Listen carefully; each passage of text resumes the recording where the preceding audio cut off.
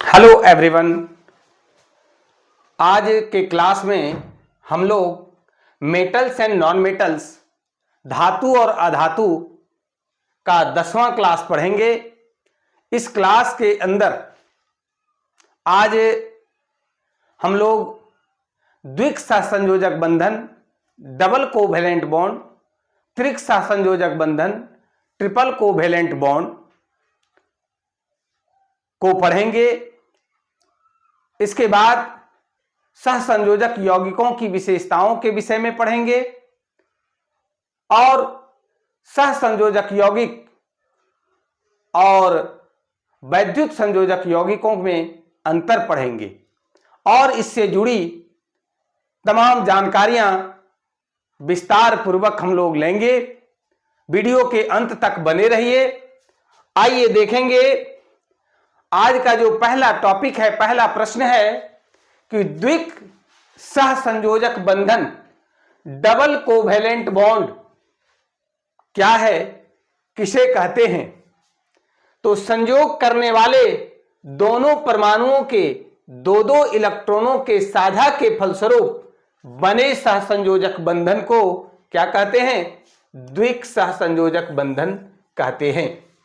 कि संयोग करने वाले दोनों परमाणुओं के दो दो इलेक्ट्रॉन यानी 4 इलेक्ट्रॉन के साझा के फलस्वरूप जो सहसंयोजक बंधन बनता है उसे द्विक सहसंयोजक बंधन कहते हैं। आइए इस चीज को उदाहरण के माध्यम से हम लोग समझने का प्रयास करते हैं कि ऑक्सीजन अणु का बनना। ऑक्सीजन का परमाणु संख्या 8 होता है, 8 इलेक्ट्रॉन भी होता है और इसका जो इलेक्ट्रॉनिक विन्यास है वो 2 और 6 है। अब देखिए, ऑक्सीजन बाह्यतम कक्षा में 6 इलेक्ट्रॉन होता है। दूसरा जो ऑक्सीजन है वो भी उसमें भी देखिए कि कितना इलेक्ट्रॉन होगा, 6 इलेक्ट्रॉन होगा। अब क्या होता है कि दो दो इलेक्ट्रॉन का देखिए किस प्रकार से साझा होता है। इसमें 6 इलेक्ट्रॉन, इसका 2 इलेक्ट्रॉन को ले लिया तो हो गया कितना, देखिए 8। इसका भी 6 और 2 इसका ले लिया, हो गया कितना, 8। अब ये देखिए दो दो इलेक्ट्रॉन जो बोले हैं, यहां जो हमने लिखा कि दो दो इलेक्ट्रॉनों का साझा के फलस्वरूप एक जोड़ा इलेक्ट्रॉन ये और फिर देखिए एक जोड़ा इलेक्ट्रॉन ये, इस तरह से दो दो 4 इलेक्ट्रॉन का साझा होता है और फाइनली क्या बनता है, O डबल बॉन्ड O, या इसी को कहते हैं O2। अब यहां हम लोग क्या देख रहे हैं कि जब 4 इलेक्ट्रॉन का साझा होता है तो क्या बनता है, द्विबंध बनता है। द्विबंध या द्विबंधन, इसको डबल बॉन्ड, डबल बॉन्ड कहते हैं। क्या कहते हैं, डबल बॉन्ड कहते हैं। और उदाहरण के माध्यम से समझने का प्रयास करते हैं। CO2 अणु का बनना, कार्बन डाइऑक्साइड का बनना। कार्बन का परमाणु संख्या 6 होता है, इसका जो इलेक्ट्रॉनिक विन्यास होता है वो 2 4। ऑक्सीजन में 8 होता है इलेक्ट्रॉन, इलेक्ट्रॉनिक विन्यास 2 6। अब देखिए कि ये कार्बन, ऑक्सीजन और इधर भी है ऑक्सीजन। हम देख रहे हैं कि ऑक्सीजन के बाह्यतम कक्षा में 6 इलेक्ट्रॉन है ना। कितना इलेक्ट्रॉन है, 6 इलेक्ट्रॉन। ध्यान पूर्वक समझिएगा, वीडियो के अंत तक बने रहिए। कहीं अगर कोई परेशानी हो तो आप हमें कमेंट कर जरूर सूचित करेंगे। अब आइए, कार्बन के बाह्यतम कक्षा में देखिए कितना इलेक्ट्रॉन है, 4 है ना। अब क्या होता है कि ये 6 इलेक्ट्रॉन ऑक्सीजन का 2 इलेक्ट्रॉन लेकर के अपना ऑक्टेट पूरा कर लिया, काम खत्म। ये ऑक्सीजन भी कहा कि 2 आप हमको दे दीजिए, हम भी स्टेबल हो जाएंगे, हमारा भी काम खत्म। कार्बन कहता है कि भैया आप भी, दोनों ऑक्सीजन को हमने 2-2 शेयर किया, आप भी 2-2 कर दीजिए, साझा का मतलब तो यही होता है। अब देखिए क्या करता है,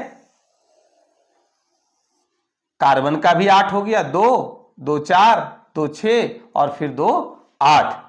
अब यहां पर देखिए क्या हो रहा है, देखिए 2-2 इलेक्ट्रॉन का यानी 4 इलेक्ट्रॉन का साझा हो रहा है। इधर भी देखिए 2 इलेक्ट्रॉन और ये 2 इलेक्ट्रॉन, यानी 4 इलेक्ट्रॉन का साझा हो रहा है।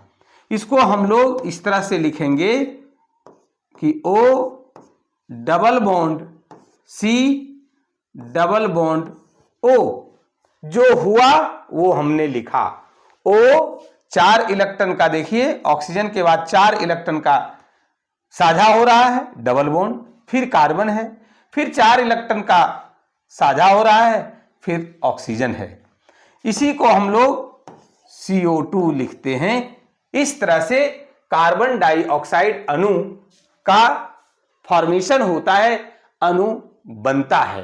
किस तरह से? शेयरिंग ऑफ इलेक्ट्रॉन से, इलेक्ट्रॉन के साझा के फलस्वरूप। और उदाहरण से हम लोग समझते हैं कि किस प्रकार से डबल कोवेलेंट बॉन्ड कंपाउंड का फॉर्मेशन करता है। C2H2 एथिलीन अणु का बनना, इसमें भी देखिए कार्बन है, कार्बन का 6 परमाणु संख्या, नंबर ऑफ इलेक्ट्रॉन भी इसमें 6 होता है, इलेक्ट्रॉन का इलेक्ट्रॉनिक विन्यास 2-4 होता है। हाइड्रोजन में ओनली 1 है, 1 होता है। अब देखिए कि किस प्रकार से कार्बन से हाइड्रोजन इलेक्ट्रॉन का साझा करके और एथिलीन अणु बनाता है।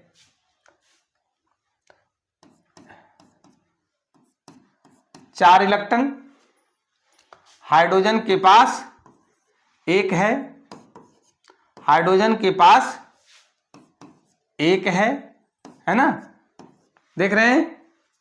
अब देखिए क्या करता है कि ये, हाँ एक चीज छूट गया, ध्यान दीजिएगा कि कार्बन जो है वो डबल है, 2 अणु कार्बन है ना, और हाइड्रोजन कितना है? 4 है। इस तरह से देखिए ये भी क्या कर रहा है, डुएट बना लिया, ये भी क्या करता है, डुएट बना लिया, ये भी डुएट बना लिया। अब क्या होता है कि 2 और 2 4, इधर 2 6, इसका लेकर के ये कार्बन ऑक्टेट फॉर्मेशन कर लेता है ना। फिर देखिए कि ये 2 2 4 2 6 और इधर जो है देखिए यहां 1 2 3 4 5 6 और इसका 2 लेकर के ये भी क्या करता है, ऑक्टेट फॉर्मेशन कर लेता है ना। ये भी ऑक्टेट फॉर्मेशन कर लिया। अब देखिए कि यहां पर क्या होता है कि यहां भी ये शेयरिंग कर लेता है। हम लोग क्या देख रहे हैं, इसको हम लोग फिर से पढ़ेंगे, इसलिए ध्यानपूर्वक समझिए। ऑर्गेनिक केमिस्ट्री में स्ट्रक्चरल फॉर्मूला जब हम लोग पढ़ने लगेंगे तो फिर इसका उस समय भी उपयोग होगा। ध्यान दीजिएगा, H सिंगल बॉन्ड C, फिर इधर देखिए सिंगल बॉन्ड H, यहां देखिए डबल बॉन्ड 4 इलेक्ट्रॉन है, और इधर फिर सिंगल बॉन्ड और इधर भी है सिंगल बॉन्ड। इसी को हम लोग लिखते हैं C2H4। C देखिए कार्बन 2 अणु है, 2 परमाणु है, और हाइड्रोजन के 4 परमाणु है, देख लीजिए। इस तरह से कोवैलेंट बॉन्ड, द्विक covalent bond, double covalent bond, है ना, के अंतर्गत अणुओं का फॉर्मेशन होता है। अब हम लोग अगला पढ़ेंगे कि त्रिक सहसंयोजक बंधन या त्रिबंधन, ट्रिपल कोवैलेंट बॉन्ड क्या है। तो उसमें क्या था कि संयोग करने वाले दोनों परमाणु दो दो इलेक्ट्रॉन यानी 4 इलेक्ट्रॉन का साझा करते हैं, जबकि त्रिक नाम ही से पता चल रहा है तो इसमें 3-3 परमाणुओं अर्थात 6 इलेक्ट्रॉन का साझा करते हैं, और साझा के फलस्वरूप बनने वाले सहसंयोजक बंधन को त्रिक सहसंयोजक बंधन कहते हैं। फिर से समझिए, आराम से समझिए कि संयोग करने वाले दोनों परमाणुओं के 3-3 इलेक्ट्रॉनों अर्थात 3-3 कितना 6 इलेक्ट्रॉनों के साझा के फलस्वरूप बनने वाले सहसंयोजक बंधन को त्रिक सहसंयोजक बंधन कहते हैं। जैसे है नाइट्रोजन अणु का बनना, हम लोग देखेंगे कि किस प्रकार से त्रिक सहसंयोजक बंधन, ट्रिपल कोवैलेंट बॉन्ड, है ना, के द्वारा नाइट्रोजन अणु का फॉर्मेशन होता है। नाइट्रोजन का परमाणु संख्या 7, इलेक्ट्रॉन की संख्या 7, इलेक्ट्रॉनिक विन्यास 2-5। अब देखिए कि ये N है और N है, एक अणु में 2 परमाणु नाइट्रोजन के हैं, 5 होता है, संयोजी इलेक्ट्रॉन का संख्या कितना है 5,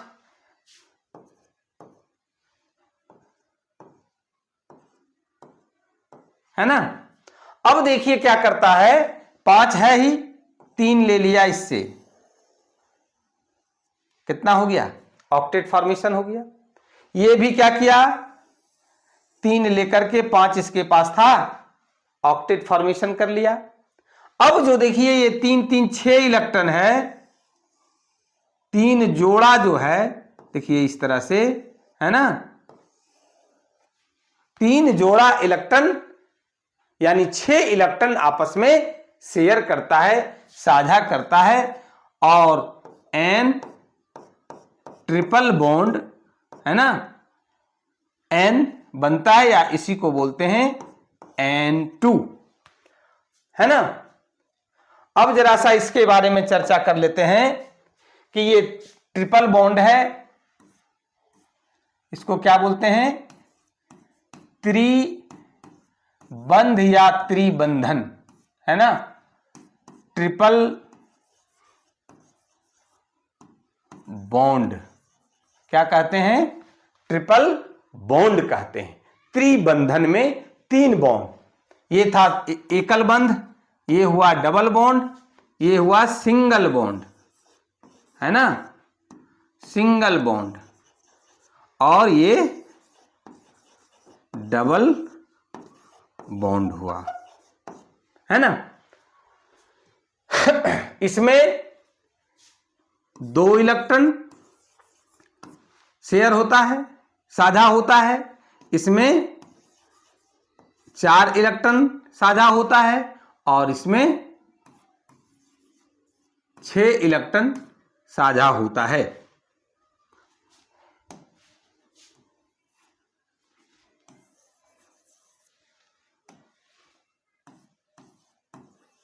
ध्यान रखिएगा, ट्रिपल बॉन्ड में 6 इलेक्ट्रॉन 3-3 दोनों परमाणु से, सिंगल बॉन्ड में 1-1 2 परमाणु, 1-1 इलेक्ट्रॉन दोनों परमाणु से यानी 2 इलेक्ट्रॉन, और डबल बॉन्ड में 2-2 इलेक्ट्रॉन दोनों परमाणु से यानी 4 इलेक्ट्रॉन साझा करते हैं।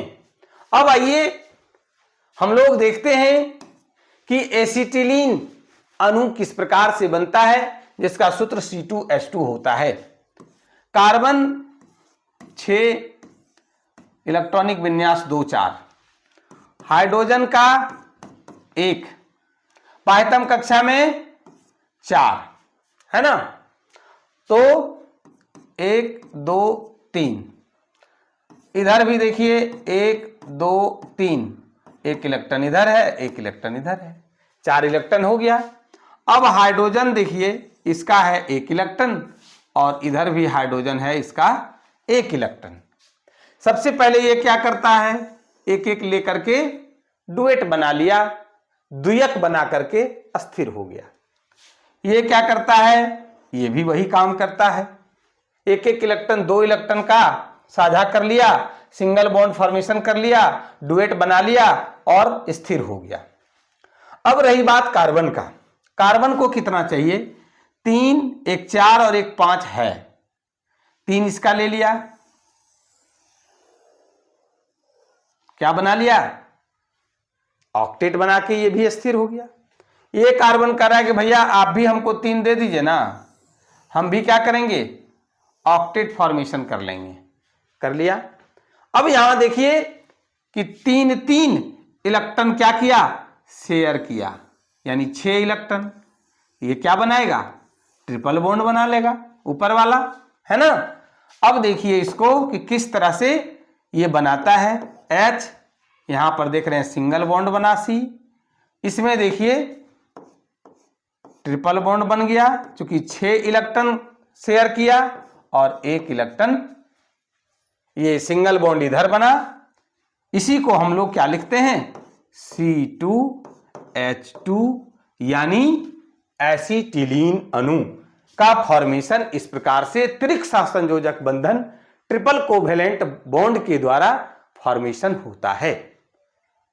अब आइए अगला जो प्रश्न है कि जो हम लोग पढ़े, जो हम लोगों ने देखा, क्या सहसंयोजक बंधन, तो सहसंयोजक बंधन के द्वारा जिस यौगिक का निर्माण होता है उस यौगिक को सहसंयोजक यौगिक कहते हैं, है ना। अब हम लोग अभी बना करके देखे इलेक्ट्रॉन डॉट स्ट्रक्चर के द्वारा कि किस प्रकार से फॉर्मेशन करता है सहसंयोजक यौगिक। कुछ सहसंयोजक यौगिक को हमने लिख दिया, आप इसको करके प्रैक्टिस देखेंगे, अगर कोई परेशानी हो आप हमें कमेंट करके सूचित करेंगे, हम फिर उसको पुनः दूर करने का प्रयास करेंगे। आइए, एथेन, इसका सूत्र होता है C2H6, हम सूत्र लिख देते हैं। एक काम, ये 6 जो लिखेंगे वो नीचे लिखेंगे, ऐसे लिखेंगे। प्रोपेन C3H8, इस सब के बारे में पूरा इन डिटेल में अगला चैप्टर में हम लोग पढ़ेंगे कि प्रोपेन का सूत्र C3H8 ही होता है तो क्यों होता है, एथेन का C2H6 ही होता है तो क्यों होता है, इस पर बात करेंगे। जल का तो जान ही रहे हैं, H2O, ammonia NH3, hydrogen chloride HCl, है ना, कार्बन डाइसल्फाइड CS2, फिर देखिए कार्बन टेट्राक्लोराइड है CCl4, ग्लूकोज बड़ा इंपॉर्टेंट है C6H12O6, यूरिया H2NCONH2, है ना।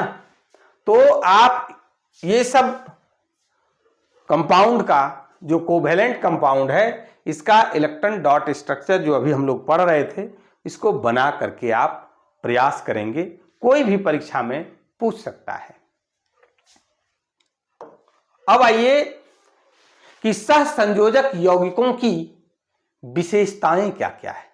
जिस तरह से हम लोग आयनिक यौगिक की विशेषताएं पढ़े, उसी तरह से सहसंयोजक यौगिकों की विशेषताओं को भी पढ़ेंगे।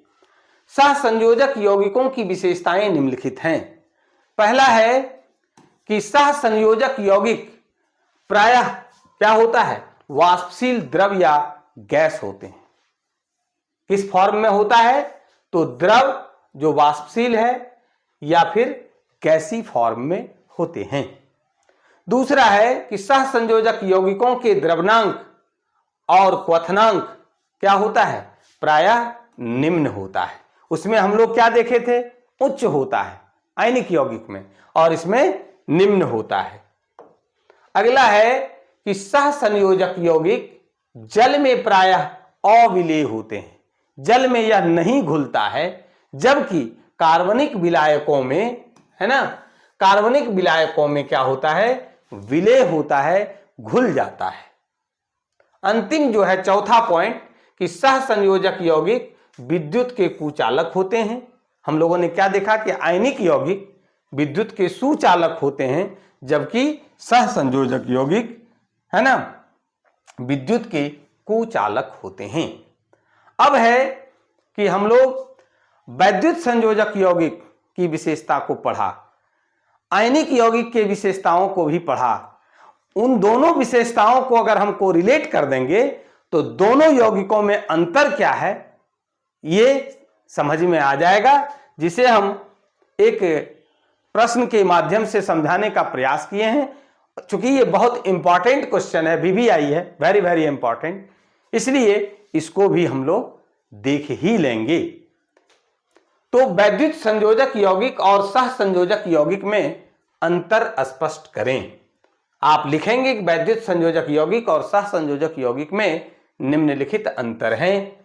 पेज को दो भाग में बांट देंगे, एक तरफ वैद्युत संयोजक यौगिक और दूसरी तरफ सहसंयोजक यौगिक को लिख करके चार चार पॉइंट, जो चार चार विशेषताएं बताए हैं, उसी को चारों तरफ फिट कर दीजिए, आपका काम तमाम। हम लोग वैद्युत संयोजक यौगिक में क्या पढ़े हैं कि ये इलेक्ट्रॉन के पूर्ण स्थानांतरण के फलस्वरूप बनते हैं। इलेक्ट्रॉन ट्रांसफर ऑफ इलेक्ट्रॉन के चलते कंपाउंड का फॉर्मेशन होता है। जबकि सहसंयोजक यौगिक में क्या पढ़े हैं, शेयरिंग ऑफ इलेक्ट्रॉन, इलेक्ट्रॉन के साझा के फलस्वरूप ये बनते हैं। क्लियर है? बहुत इस पर विस्तार पूर्वक हम लोग पीछे सीख चुके हैं। दूसरा है कि वैद्युत संयोजक यौगिक आयनों से बने होते हैं। किससे बना होता है? आयनों से बने होते हैं। जैसे हम लोग देखे भी थे NaCl, Na+Cl-, है ना। जबकि सहसंयोजक यौगिक ये उदासीन अणुओं से बने होते हैं, कारण इसमें इलेक्ट्रॉन का ट्रांसफर नहीं होता है। अब है तीसरा कि इनके द्रव्यनांक और क्वथनांक उच्च होते हैं, जबकि सहसंयोजक यौगिकों के द्रव्यनांक और क्वथनांक निम्न होते हैं। अभी भी हम लोग पढ़े थे। अब आइए कि वैद्युत संयोजक यौगिक जल में विलय होते हैं, जल में घुल जाते हैं, जबकि सहसंयोजक यौगिक जल में अविलेय होते हैं, घुलते नहीं हैं, है ना। तो इस प्रकार से हम लोगों ने पूरा केमिकल बॉन्डिंग, रासायनिक बंधन के प्रकार, है ना, विथ एग्जाम्पल इन डिटेल, विस्तार पूर्वक हम लोगों ने सीखा। एक भी प्रश्न अगर केमिकल बॉन्डिंग से जो भी आप पढ़े हैं इससे बाहर परीक्षा में नहीं आएगा, ये हम आपको भरोसा और विश्वास दिलाते हैं। आज के क्लास में बस इतना ही। आगे के क्लास में हम लोग मेटलर्जिकल ऑपरेशन, धातु कर्मी उपचार पढ़ेंगे। धन्यवाद।